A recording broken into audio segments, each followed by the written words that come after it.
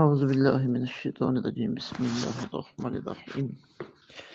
وقالت اليهود يد الله مغلولة غلت أيديهم ولعنوا بما قالوا بل يداه مبسوطتان ينفق كيف يشاء وليزيدن كثيرا منهم ما أنزل إليك من ربك طغيانا وكفرا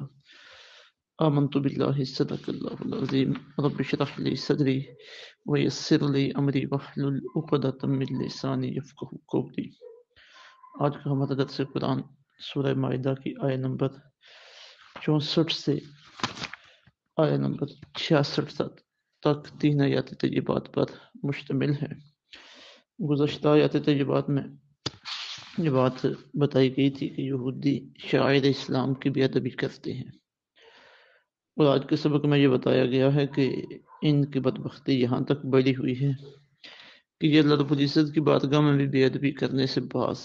نہیں آتے، اور پھر انہیں دعوت ایمان اور دعوت اصلاح دی گئی ہے کہ آج جو تم پر مفلسی ہے، جو پریشانیاں ہیں مجموعی طور پہ، ان سے چھٹکارا چاہتے ہو تو آؤ دامن توحید سے، دامن رسالت سے وابستہ ہو جاؤ۔ تم سے جو پہلے تھے ان پہ بھی اس طرح کی پریشانیاں آئیں، لیکن اگر وہ تورات کے احکامات پر عمل پیرا رہتے تو یہ اس طرح کی مشقتیں ان کے اوپر نہ اترتی۔ اور پھر اسی ضمن میں مسلمانوں کو بھی دعوت فکر دی جا رہی ہے کہ تورات اور انجیل کو ماننے والے اور انہیں قائم کرنے والے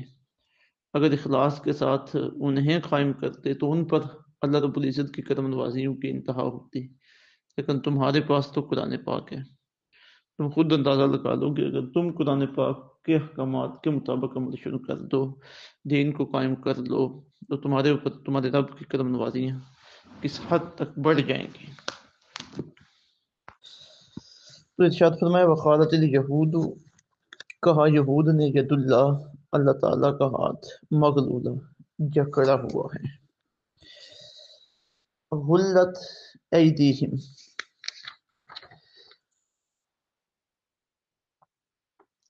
جکڑے گئے ان کے ہاتھ، وَلُعِنُوا بِمَا قَالُوا، اور پھٹکار ہو ان پر اس وجہ سے، ان کے اس گستاخانہ قول کی وجہ سے، بل یداہ مبسوطتان، بلکہ اس کے تو دونوں ہاتھ کھلے ہوئے ہیں، ينفق خرچ کرتا ہے کیف یشاء، جیسے چاہتا ہے، وَلَيَزِيدَنَّ، اور ضرور بڑھا دے گا، کثیرا منہم، ان میں سے اکثر کو، ما انزل الیک، جو نازل کیا گیا آپ کی طرف، من ربک، آپ کے رب کی طرف سے، طغیانا و کفرا، سرکشی اور انکار میں، والقینا، اور ہم نے ڈال دی ہے، بینہم، ان کے درمیان، العداوت، دشمنی، والبغضاء، اور بغض، الی یوم القیامہ، قیامت کے دن تک، کلما اوقدوا، جب کبھی وہ برکاتے ہیں، نارن، آگ، للحرب، لڑائی کے لیے، اطفأها اللہ، بجھا دیتا ہے اسے اللہ تعالیٰ، وَيَسْعَوْنَ فِي الْأَرْضِ، اور یہ کوشش کرتے ہیں زمین میں، فساد برپا کرنے کی، واللہ لا يحب المفسدین، اور اللہ تعالیٰ فسادیوں کو پسند نہیں فرماتا، وَلَوْ أَنَّ أَهْلَ الْكِتَابِ، اگر یہ اہل کتاب آمنوا، ایمان لاتے، واتقوا، اور پرہیزگار بنتے، لَكَفَّرْنَا عَنْهُمْ سَيِّئَاتِهِمْ،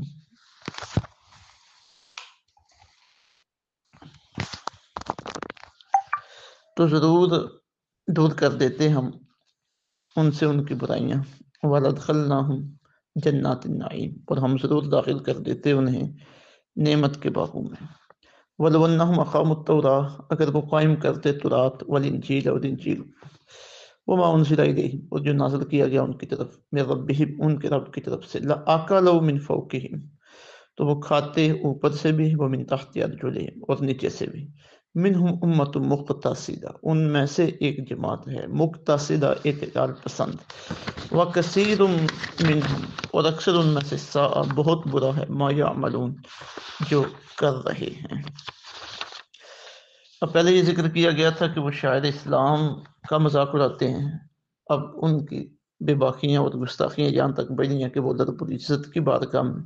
میں بھی گستاخیاں کر رہے ہیں۔ اب انہوں نے یہ جو قول کیا تھا کہ ید اللہ مغلولہ، اللہ کا ہاتھ جکڑا ہوا ہے، مقصد ان کا یہ تھا کہ معاذ اللہ، استغفر اللہ، اللہ تعالیٰ کنجوس ہے، بخیل ہے، اس کا پس منظر یہ تھا کہ حضور رحمت دو عالم صلی اللہ علیہ وسلم جب مدینہ طیبہ تشریف لائے ہیں تو اس وقت اسلام کے مدینہ طیبہ میں ابتدائی ایام تھی اور فقر و فاقے کی زندگی بھی مسلمانوں کو گزارنا پڑتی تھی، اور پھر قرآن پاک میں اللہ تعالیٰ کا یہ بھی حکم تھا کہ میں یقرض اللہ قرضا حسنا، جو اللہ رب العزت کو قرض حسن دے، کیونکہ اس وقت دین کو مال کی ضرورت تھی، جہاد کے لیے، نو مسلموں کی کفالت کے لیے، غریبوں کی امداد کے لیے. تو مسلمانوں کے فقر و فاقہ کو اور پھر جو فنڈ کی اپیل کی جا رہی تھی جہاد کے لیے اور مسلمانوں کی مدد کے لیے، اور اللہ تعالیٰ کی طرف سے احکامات جاری ہو رہے تھے، اللہ رب العزت کی طرف سے جو حکم دیا جا رہا تھا، تو اس سے انہوں نے اندازہ کیا کہ مسلمانوں کا خدا تو کوئی بخیل، کنجوس اور فقیر خدا ہے، استغفر اللہ معاذ اللہ، کہ اس کے ہاتھ بندھے ہوئے ہیں، جکڑے ہوئے ہیں اس کے ہاتھ، استغفر اللہ. اور ایک اور اس کا شان نزول اور پس منظر یہ بھی مفسرین نے بیان کیا ہے کہ حضور رحمت اللہ علیہ صلی اللہ علیہ وسلم کی مدینہ طیبہ تشریف آوری سے پہلے یہودی بڑی اچھی مالی پوزیشن میں تھے اور مالی اعتبار سے ان کا تھوتی بولتا تھا، لیکن جب نبی پاک صلی اللہ علیہ وسلم تشریف فرما ہوئے، یہودیوں کے ساتھ معاہدے ہوئے، انہوں نے معاہدوں کو توڑا اور بطور سزا انہیں جب مدینہ طیبہ سے نکالا گیا یا مسلمانوں کی ان کے ساتھ جنگیں ہوئی، تو اس وجہ سے وہ فقر و فاقے میں مبتلا ہوئے اور ان کی جو مالی طاقت تھی وہ ٹوٹ گئی، ان کی شان و شوکت ختم ہو گئی. تو اس وقت انہوں نے یہ پروپیگنڈا کیا کہ ہمارے پاس تو کچھ بھی نہیں ہے، تو معاذ اللہ استغفر اللہ، اللہ تعالیٰ بخیل ہو گیا یا اللہ کے ہاتھ جو ہے نا بندے ہوئے ہیں کہ جو ہمیں کچھ نہیں اس وقت دے رہا. تو اس پس منظر میں انہوں نے اللہ رب العزت کی بارگاہ میں یہ گستاخی کی ہے، اور لفظ انہوں نے بولا ہے مغلول کا. عربی محاورے میں بخیل کو مغلول الید کہا جاتا ہے، بخیل اور ہاتھ جکڑے ہوئے، مطلب یہ کہ وہ کچھ خرچ نہیں کرتا. اور سخی کو باسط الید کہا جاتا ہے، جس کے ہاتھ کھلے ہیں، مطلب یہ کہ وہ خرچ کرنے والا ہے. تو فرمایا وقالت الیہود ید اللہ مغلولہ، کہا یہود نے کہ اللہ کا ہاتھ بندھا ہوا ہے. غلت ایدیہم، جکڑے جائیں ان کے ہاتھ، ولعنوا بما قالوا، اور پھٹکار ہو ان پر اس گستاخانہ قول کی وجہ سے. اب یہ جو کہا جا رہا ہے ان کے لیے جکڑے جائیں ان کے ہاتھ، مطلب یہ کہ یہ رب العزت کی شان کے خلاف ہے جو جملہ انہوں نے بولا ہے. یہ معاملہ انہی کے ساتھ ہو، یہ پھٹکار انہی کے اوپر پڑے، یہی بخیل ہیں اور یہی بخیل ہوں، یہ عیب انہی کے اندر ہیں اور انہی کے اندر رہیں، بخیل ہونا، کنجوس ہونا اور پلے کچھ بھی نہ ہونا. اللہ رب العزت تو سخی ہے اور خزانوں کا مالک ہے، للہ ما فی السماوات و ما فی الارض، زمین و آسمانوں میں جو کچھ بھی ہے سب اللہ رب العزت کا ہے. تو یہ بطور ناراضگی یہ جملہ ان کے لیے بولا گیا ہے. بل یداہ مبسوطتان، بلکہ اللہ تعالیٰ کے تو دونوں ہاتھ کھلے ہیں. ینفق کیف یشاء، وہ خرچ کرتا ہے جسے چاہتا ہے. یعنی اللہ رب العزت کا ہاتھ تو کشادہ ہے اور مصروف جود و سخا ہے، جب چاہتا ہے جسے چاہتا ہے جتنا چاہتا ہے عطا فرماتا ہے، وہ تو کسی اجازت کا بھی محتاج نہیں ہے. پھر یہودیوں نے بھی دیکھا اور ساری دنیا نے دیکھا کہ کس طرح حضور رحمت دو عالم صلی اللہ علیہ وسلم پر اللہ رب العزت کی کرم نوازی ہوئی، اور آپ کے طفیل جب حضور کے غلاموں پہ مسلمان پہ اللہ کی یہ کرم نوازیاں ہوئی تو کائنات میں فصل بہار آ گئی. اللہ اکبر. حضرت ضیاء المقبول محمد کرم شاہ صاحب رحمۃ اللہ تعالی نے جو یہاں پہ لکھا ہے کتنا خوبصورت لکھا ہے. آپ لکھتے ہیں کہ بلکہ اس کے ہاتھ تو کشادہ ہیں اور مصروف جود و سخا ہیں، جب چاہتا ہے جتنا چاہتا ہے جس کو چاہتا ہے عطا فرماتا ہے، وہ کسی کی اجازت کا محتاج نہیں. یہود نے اور ساری دنیا نے دیکھا کہ اس کا ابر کرم اس کے محبوب پر، اس کے طفیل، اس کے غلاموں پر جب برسا تو ساری کائنات میں فصل بہار آ گئی. جہاں جہالت و وحشت کے اندھیرے خیمزن تھے وہاں علم و عرفان کے چراغ روشن ہو گئے. چند سال بھی نہ گزر پائے تھے کہ کیسر و کسرا کے خزانے ان فقیروں کی مسجدوں میں بانٹے جانے لگے. یہ کس کی زیادہ پروری تھی، یہ کس کی بے کس نوازی تھی؟ اللہ تعالیٰ زمین و آسمان عرش و فرش کے خالق و مالک کی. اور کس کے طفیل؟ اس کے طفیل جس کی ردائے رحمت، جس کو ردائے رحمت للعالمین اڑائی گئی تھی، جس کے ہر وقت سجدہ و نیاز و بندگی میں جھکے ہوئے سر پر محبوبیت کا تاج رکھا گیا تھا، اور جس کے قلب منور کو اس کتاب مبین کا حامل بنا دیا گیا تھا، جس کے ہر لفظ میں علم و حکمت کے سمندر موجے مار رہے ہیں۔ اللہ اکبر، کیا خوبصورت گفتگو ہے، کلام ہے اور الفاظ کا انتخاب ہے اللہ رب العزت کی شان جود و سخا کے لیے، اور حضور رحمت دو عالم صلی اللہ علیہ وسلم کی شان محبوبیت کے لیے۔ پھر فرمایا وَلَيَزِيدَنَّ كَثِيرًا مِّنْهُمْ، اور ضرور بڑھا دے گا اکثر کو ان میں سے، ما انزل الیک، جو نازل کیا گیا آپ کی طرف، من ربک، آپ کے رب کی طرف سے، طغیان و کفر، سرکشی اور انکار میں، یعنی آپ کی طرف جو قرآن پاک نازل ہو رہا ہے اکثر ان میں سے اس قرآن پاک کے متعلق سرکشی اور طغیان، سرکشی اور کفر کا ارتکاب کریں گے، اور پھر آگے اللہ رب العزت کے عذاب کے مستحق بنیں گے۔ وَأَلْقَيْنَا بَيْنَهُمُ الْعَدَاوَةَ، ہم نے ڈال دی ان میں دشمنی، وَالْبَغْضَاءَ، اور بغض إِلَى يَوْمِ الْقِيَامَةِ، قیامت کے دن۔ مطلب یہ کہ شروع سے جب یہودیوں نے ہدایت کو پس پشت ڈالا، اللہ رب العزت کے احکامات کی نافرمانی کی، تو بطور سزا یہ چیز ان کی طرف، اللہ رب العزت کی طرف سے ان میں ڈال دی گئی، فرقہ پرستی، ایک دوسرے کا حسد، بغض، جنگ و جدال۔ اب یہودیوں کی تاریخ کو دیکھا جائے تو ان چیزوں سے بڑی بڑی ہے۔ کلما اخذوا نار للحرب، جب کبھی وہ بھڑکاتے ہیں لڑائی کی آگ، اطفأها اللہ، بجھا دیتا ہے اسے اللہ تعالیٰ۔ دو مطلب ہیں کہ یہ کہ مسلمانوں کے درمیان جب بھی وہ کوئی فتنہ و فساد کی کوشش کرتے ہیں، سازش کرتے ہیں، تو اللہ رب العزت مسلمانوں کو تھام لیتے ہیں، اور ان کی یہ چال جو ہے یہ ناکام ہو جاتی ہے۔ اور دوسرا یہ کہ جب بھی کبھی انہوں نے سرکشی کی آپس میں، تو اللہ رب العزت نے کسی بادشاہ کو یا کسی اور آدمی کو ان کے اوپر مسلط کر دیا، جیسا کہ ان کی تاریخ بڑی پڑی ہے پہلے سے، کہ جابر اور قاہد بادشاہ دشمن ان کے اوپر مسلط ہوتے آئے ہیں۔ وَيَسْعَوْنَ فِي الْأَرْضِ فَسَادًا، اور یہ کوشش کرتے ہیں زمین میں فساد برپا کرنے کی۔ وَاللَّهُ لَا يُحِبُّ الْمُفْسِدِينَ، اللہ تعالیٰ پسند نہیں فرماتا فسادیوں کو۔ آج بھی یہودی ہمارے سامنے ہیں، ہر معاملے میں فساد بپا کرنے میں وہ پہل کرتے ہیں، اور دنیا میں فساد، جہاں کہیں بھی فساد بپا ہوتا ہے ان کے پیچھے ان کی کوئی نہ کوئی سازش نظر آئی جاتی ہے۔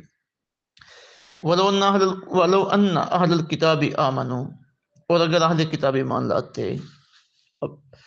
ان اہل ایمان جنہوں نے اللہ رب العزت کے بارگاہ میں، یہ اہل کتاب جنہوں نے اللہ رب العزت کے بارگاہ میں گستاخی کی، انہیں یہ کہا جا رہا ہے، اور کہا جا رہا ہے کہ تمہارے بڑے بھی اگر یہ کام کرتے ایمان والا، تو پھر ان کے اوپر اللہ کی کتنی رحمتیں ہوتی ہیں، اور تم کرو تو تمہارے اوپر بھی اللہ رب العزت کی رحمتیں ہوں گی۔ وَلَوْ أَنَّ أَهْلَ الْكِتَابِ، اگر اہل کتاب آمنوا، ایمان لاتے، وَاتَّقَوْا، اور پرہیزگار بنتے، لَكَفَّرْنَا عَنْهُمْ سَيِّئَاتِهِمْ، ہم ضرور دور کر دیتے ان سے ان کی برائیاں، وَلَأَدْخَلْنَاهُمْ جَنَّاتِ النَّعِيمِ، ہم ضرور داخل کرتے انہیں نعمت کے باغوں میں۔ وَلَوْ أَنَّهُمْ أَقَامُوا التَّوْرَاةَ، اگر وہ قائم کرتے تورات والانجیل، انجیل کو، یعنی تورات و انجیل پہ عمل کرتے، ان کے احکامات کے مطابق فیصلے کرتے، اپنی خواہشات سے ان کے احکامات میں رد و بدل نہ کرتے، تو پھر یہ برکتیں، اخروی برکتیں تو پہلے آ گئی کہ ان کے گناہ معاف کر دیے جاتے، انہیں جنتیں عطا کی جاتی ہیں، اور دنیاوی برکتیں کیا ہوتی ہیں۔ وَلَوْ أَنَّهُمْ أَقَامُوا التَّوْرَاةَ وَالْإِنْجِيلَ، اگر وہ قائم کرتے تورات اور انجیل کو اپنے عمل سے، وَمَا أُنزِلَ إِلَيْهِمْ مِن رَبِّهِمْ، اور جو نازل کیا گیا ان کی طرف ان کے رب کی طرف سے، لَأَكَلُوا مِن فَوْقِهِمْ، تو وہ کھاتے اوپر سے بھی، مطلب یہ کہ ان کا رزق اتنا فراخ ہو جاتا، اتنی رزق کی وسعت ہوتی، اوپر سے کھاتے، وَمِن تَحْتِ أَرْجُلِهِمْ، اور نیچے سے بھی، آسمانوں سے بارشیں ہوتی، زمین ان کے لیے اپنے خزانوں کے منہ کھول دیتی، زمین میں رزق کے چھپے ہوئے خزانے ان کے باہر آ جاتے، تو اللہ کی کرم نوازیاں ہوتی۔ منہم امت مقتصدہ، ان میں سے ایک جماعت اعتدال پسند بھی ہے، اب بھی ایسی ہے جو عدل و انصاف سے کام لیتی ہے اور اللہ رب العزت کی کتاب پر ایمان، پھر یہ لوگ مسلمان بھی ہوئے۔ تو کثیر منہم ساء ما یعملون، اور ان میں سے، اور اکثر ان میں سے بہت برا ہے جو کر رہے ہیں۔ اب یہ جو انہیں دعوت ایمان دی گئی ہے، دعوت فکر دی گئی ہے، اس میں ہمارے لیے بھی ہدایت کی بات ہے، اور ہمیں بھی یہ دعوت ہے کہ دیکھیں تورات و انجیل جو قرآن سے پہلے اتری ہیں، اور قرآن جن سے افضل ہے، ان کے ماننے والے اگر اخلاص کے ساتھ انہیں مانیں، ان کے احکامات کو قائم کریں، تو اللہ رب العزت یہ کرم نوازیاں ان کے اوپر اتر سکتی ہیں۔ تو پھر قرآن پاک جو سب کتابوں کی جامع کتاب ہے، سب کتابوں کے اوپر محافظ کتاب ہے، اور اللہ رب العزت کا آخری پیغام ہے، اگر اس کے ماننے والے اس کے اوپر ڈٹ جائیں، اس کے اوپر قائم ہو جائیں، عمل پیدا ہو جائیں تو پھر اللہ رب العزت کی رحمت کے دروازے کس قدر ان کے اوپر کھلیں، رزق کے دروازے، عزت کے دروازے، رحمت کے دروازے، کرم نوازی کے دروازے، اور پھر آخرت میں اللہ رب العزت کی کرم نوازی کے دروازے۔ اور یہ سچی بات ہے کہ جب تک مسلمانوں نے دین پہ عمل کیا ہے اور جہاد کو اپنے سینے کے ساتھ لگائے رکھا ہے، تب تک اللہ رب العزت کی کرم نوازیاں ان کے ساتھ رہی ہیں۔ برکتیں، یہ برکتیں نہ صرف ان سے مسلمانوں نے فائدہ اٹھایا ہے، ساری انسانیت نے اس سے فائدہ اٹھایا مسلمانوں کے صدقے سے، مسلمانوں کے طفیل سے۔ لیکن جب سے مسلمانوں نے قرآن و سنت کے احکامات کو پس پشت ڈال دیا، جہاد کو ترک کر دیا، سیاست نبوی سے ہٹ کر شیطانی سیاست اختیار کر لی، دین کامل پر عمل ترک کر دیا، معیشت کی بنیاد سود پر رکھی، نظام معاشرت میں بے پردگی، بے حیائی اور فحاشی کو اپنا دیا، تو ذلت و رسوائی مسلمانوں کا مقدر بن گئی۔ اب یہ صورتحال، اللہ رب العزت کرم نوازی کرے، مسلمان عوام کو، حکمرانوں کو غیرت عطا فرمائے، ہم سب دین اسلام پہ عمل کریں اور یہ برکتیں آج بھی ہمارا مقدر بنے۔ اللہ رب العزت سمجھ کے عمل کی توفیق عطا فرمائے۔ وما علینا الا البلاغ۔